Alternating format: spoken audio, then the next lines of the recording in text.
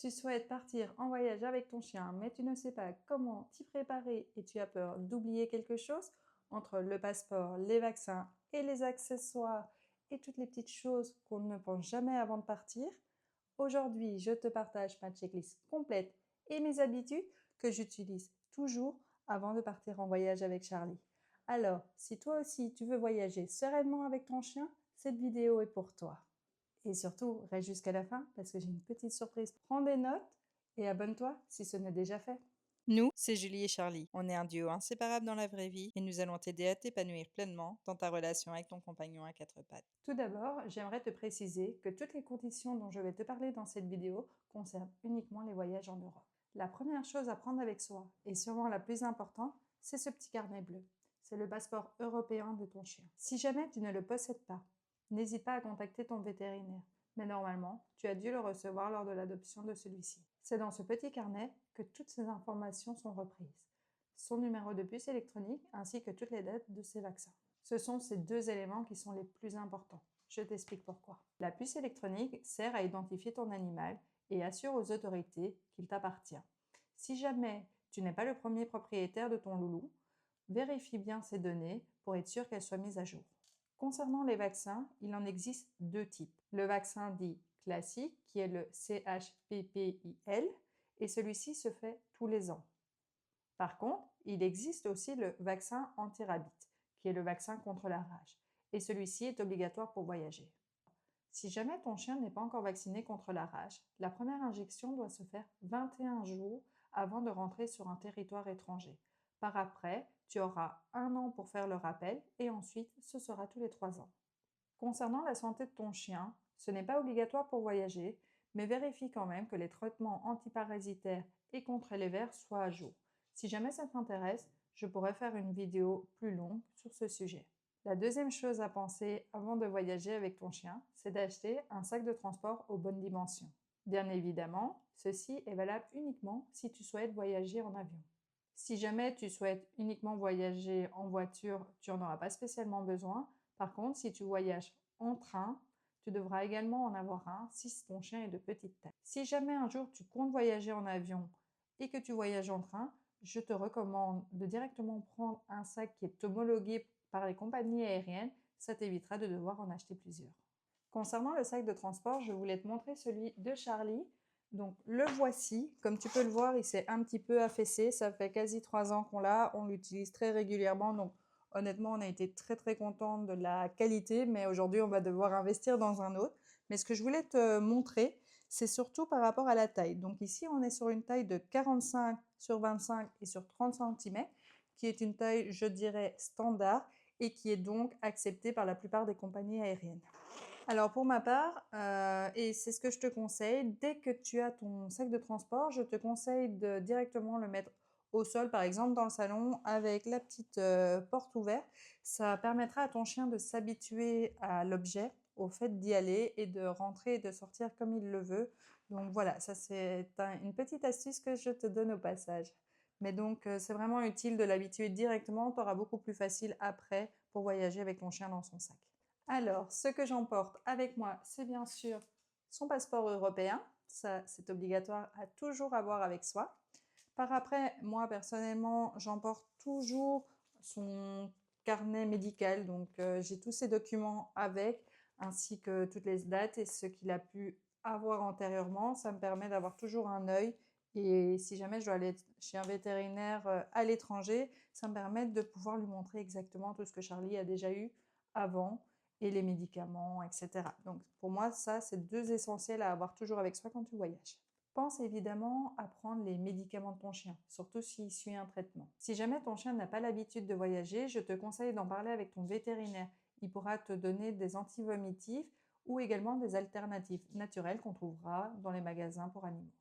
Je prends également avec moi une petite trousse de secours où je mets du désinfectant, une pince à tige et alors aussi les petits produits que j'utilise quotidiennement avec Charlie. Pense à prendre avec toi un objet ou bien même un t-shirt, un vêtement avec ton odeur. Ça va le rassurer durant le trajet et également sur votre lieu de séjour. Prends également un objet qu'il adore. Comme ça, il aura les mêmes habitudes chez lui que là-bas. Prends aussi par exemple des os à mâcher. Comme ça pourra le déstresser pendant le trajet. N'oublie pas de prévoir des sacs à popo. Mais aussi, nous, on prévoit toujours d'avoir des alaises parce que malheureusement, ça nous est déjà arrivé qu'à l'aéroport, vu qu'il n'y a pas d'endroit pour les chiens pour sortir, qu'ils soient trop pressés et qu'ils fassent pipi à l'intérieur. Donc, ça me permet de pouvoir nettoyer et que tout reste propre. Donc voilà, c'est deux essentiels à prendre, surtout pour l'avion. Pour le train ou pour la voiture, tu n'en as pas spécialement besoin d'avoir les alaises, les sacs à popo toujours. Mais voilà, si jamais tu comptes partir en avion, je te conseille d'en prendre, c'est super pratique.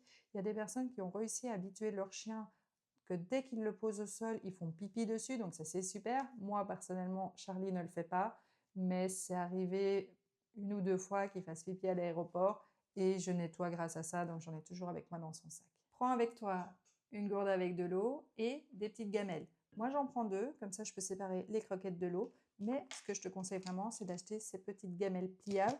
Elles sont vraiment super et ça prend pas de place, tu as plusieurs tailles et ça s'achète dans le commerce. C'est vraiment pas très cher, donc je te conseille vraiment de prendre ceci, c'est vraiment un essentiel. Mais surtout, n'oublie pas sa nourriture pour toute la durée du séjour, parce que premièrement, je pense que ton chien ne va pas être très content si tu l'oublies.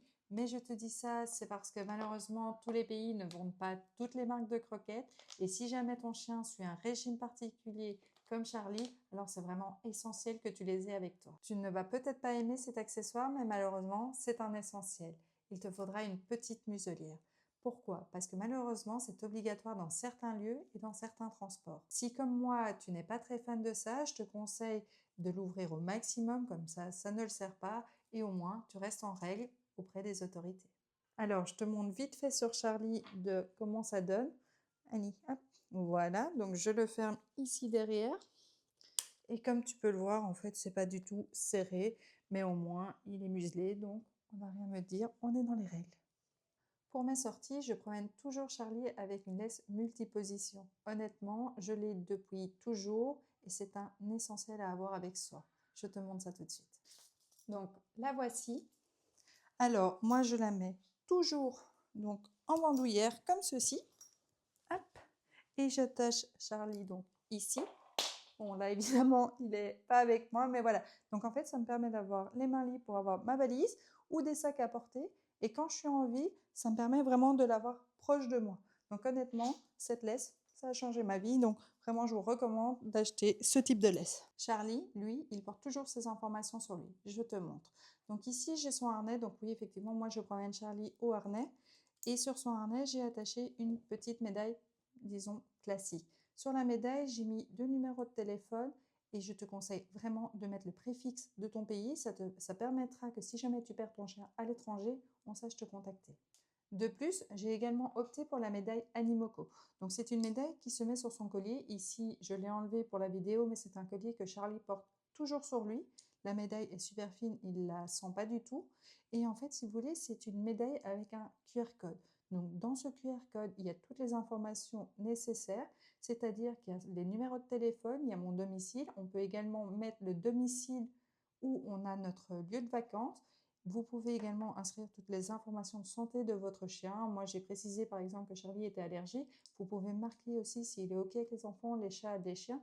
En fait, ça permettra aux personnes qui vont le retrouver de pouvoir bien s'occuper de lui en attendant. Le petit point qui est vraiment super selon moi, c'est que dès que la personne scanne le QR code, vous recevez directement une notification avec la localisation exacte de votre chien. Et d'ailleurs, j'ai réussi à avoir pour vous une réduction de moins 10% sur cette médaille. Je vous mets en description le code promo ainsi que le lien du site. Un autre accessoire indispensable si tu souhaites accéder à des lieux publics, c'est d'avoir un sac pour le transporter. Malheureusement, je ne l'ai pas avec moi, donc je te mets la photo juste ici. Et comme tu peux le constater, là, on visitait les châteaux de la Loire. Honnêtement, nous ne sommes pas 100% satisfaits de ce sac parce que malheureusement, il est très encombrant et donc je ne peux pas le prendre en avion. Donc d'ailleurs, si jamais tu as des conseils sur un sac beaucoup plus léger, n'hésite pas à me les noter en commentaire parce que vraiment, je suis à la recherche d'un nouveau. Bien évidemment, selon ton lieu de séjour et de la saison, il y aura des accessoires plus ou moins importants et également selon le type de voyage que tu fais et du type de chien que tu as. La petite surprise que j'ai pour toi aujourd'hui, c'est que j'ai créé une checklist complète de 2 pages avec tout ce dont tu as besoin et tout ce que tu ne dois pas oublier avant de partir en voyage avec ton chien. Il te sera utile que tu partes en avion, en train ou en voiture, mais également si c'est à la plage au soleil ou bien à la montagne ou à la neige. Le lien se trouve juste en dessous dans la description et c'est totalement gratuit. Cependant, si tu veux aller encore plus loin, j'ai créé un e-book ultra complet pour t'aider à voyager sereinement avec ton chien, que ce soit en avion, en train ou en voiture. Je te partage dedans toutes mes astuces, toutes les erreurs que j'aurais aimé éviter, ainsi que tous les conseils pour que tu puisses voyager avec ton chien sans stress. À l'intérieur, tu y trouveras des comparatifs détaillés sur les compagnies aériennes qui acceptent les chiens, mais également des comparatifs sur les compagnies ferroviaires avec leurs conditions, les tarifs et tout ce que tu dois savoir avant de réserver. C'est vraiment le guide que j'aurais aimé avoir à mes débuts. Celui-ci t'évitera bien des galères et comme ça tu pourras profiter pleinement de tes vacances avec ton compagnon à quatre pattes. J'espère que cette vidéo t'aura permis à bien te préparer à ton futur voyage avec ton compagnon à quatre pattes. Si tu as aimé cette vidéo, n'hésite pas à me laisser un petit pouce vers le haut et à t'abonner à ma chaîne. Et dis-moi en commentaire où est-ce que tu comptes partir, mais également tes essentiels de voyage. Ça aidera aussi les autres à mieux se préparer. Et moi, je te dis à bientôt dans une prochaine vidéo. Ciao!